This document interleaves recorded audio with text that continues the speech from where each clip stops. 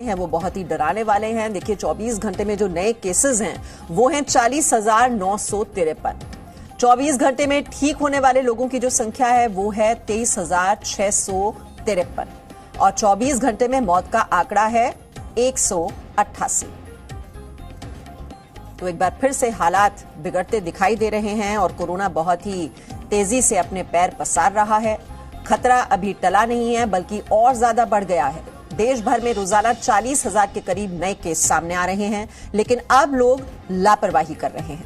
आपको कुछ और आंकड़े दिखाते हैं और ये बहुत ही डराने वाले आंकड़े, क्योंकि जिस रफ्तार के साथ अब कोरोना बढ़ रहा है और कई राज्यों में तो केसेस बहुत ज्यादा बढ़ रहे हैं और इसमें जो सबसे ज्यादा प्रभावित राज्य हैं वो है महाराष्ट्र और पंजाब।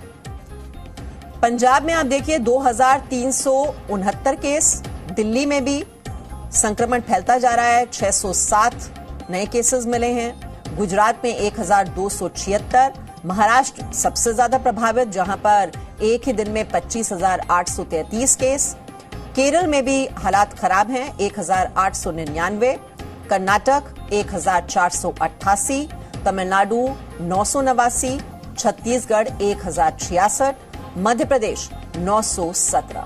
तो ये देश का नक्शा आपके सामने और जो आंकड़े हैं कोरोना के वो किस तरह से तेजी से बढ़ते जा रहे हैं वो आप देख रहे हैं इस वक्त भारत के नक्शे पर। और यही वो राज्य हैं जहां पर लगभग 85% अगर हम केस कहें जो सबसे ज्यादा है वो 6 राज्यों में है। 3 महीने पहले तक खत्म हो रहे कोरोना ने आखिर ये यू टर्न कैसे लिया है, वो क्या वजह है जिसकी वजह से कोरोना के मामलों में लगातार बढ़ोतरी देखी जा रही है। क्यों बढ़ रहे हैं कोरोना के मामले? दरअसल मास्क और सोशल डिस्टेंसिंग का पालन नहीं किया जा रहा है और वैक्सीन आ गई है, इसको लेकर अब ये लग रहा है कि कोरोना तो है नहीं और डर जो है लोगों में वो खत्म हो गया है। सामाजिक समारोह भी हो रहे हैं, वहां भीड़ भी जुट रही है और जो यात्राएं हो रही हैं वो भी अब आउट ऑफ कंट्रोल हो गई हैं। लोग बिल्कुल भी ध्यान नहीं दे रहे।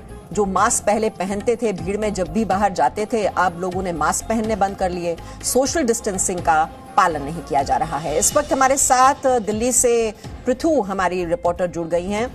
पृथु, जो आंकड़े हैं वो बहुत ही डराने वाले और जो रफ्तार है एकदम उसमें तेजी दिखाई दे रही है और जो नवंबर में हालात थे वो एक बार फिर से यहां पर दिखाई दे रहे हैं, जब एक ही दिन में अगर 40,000 केस सामने आ रहे हैं।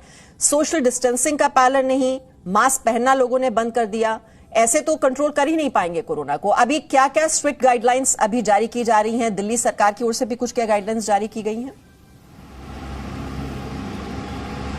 देखिए बिल्कुल मीमांसा, इस वक्त सबसे बड़ी जो परेशानी देखने को मिल रही है वो ये है कि लोग जो है वो बहुत लापरवाही बरत रहे हैं। पब्लिक प्लेसेस पे भीड़ बहुत लगने लगी है। मेट्रोज हैं, जो पब्लिक ट्रांसपोर्ट्स हैं उसमें बहुत भीड़ है।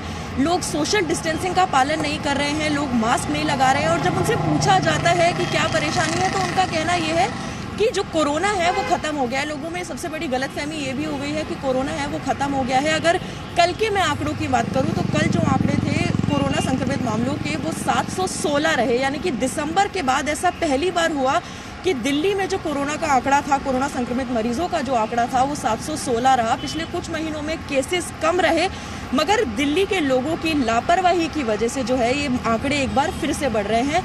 कहीं ना कहीं वैक्सीन आने के बाद भी लोगों में लापरवाही होने लगी है। लोगों को लगने लगा है कि वैक्सीन आ गई है तो हो सकता है अब कोरोना का उतना खतरा ना हो।